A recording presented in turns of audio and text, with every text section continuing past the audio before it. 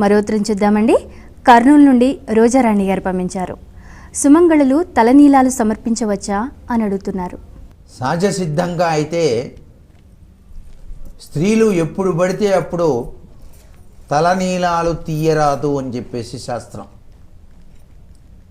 ఒక్క కాశీ దివ్యక్షేత్రాన్ని సందర్శించినప్పుడు అక్కడ వేణి తత్వం అని చెప్పేసి భార్యాభర్తలు ఇరువురు కూడా కూర్చొని భర్త తొడపైన భార్య కూర్చున్నప్పుడు భర్త ఆమె యొక్క పొడుగాటి జడను చివరి భాగం కత్తెరతో కత్తిరిస్తాడు.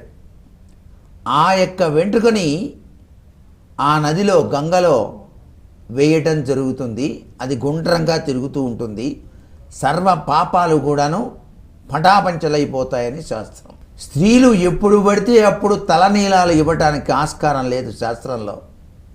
మరి తిరుపతి వెంకటేశ్వర స్వామి వద్దకు వెళ్ళానండి, నేను అక్కడ ఆయనకి తలనీలాలు ఇచ్చానంటే సహజసిద్ధంగా అయితే 3 కత్తెరలు ఇవ్వటానికి అర్హత, కానీ పూర్తిగా తలనీలాలు మాత్రం తీసేటువంటి సాంప్రదాయం లేదు. కేవలం ఎప్పుడు వచ్చిందంటే తలనీలాలు ఇచ్చేటువంటి ప్రక్రియ భర్త పరమపదించినప్పుడు సాంప్రదాయబద్ధమైనటువంటి ఆచార వ్యవహారాల రీత్యా ముండన ప్రక్రియ చేస్తారు స్త్రీలకు.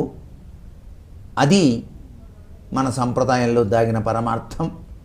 ఏది ఏవైనప్పటికీ కూడా ఈ తలనీలాల ప్రక్రియ విషయంలో మాత్రం స్త్రీలకు ఎప్పుడు పడితే అప్పుడు ఇష్టం వచ్చినట్టు తీయడానికి వీల్లేదు.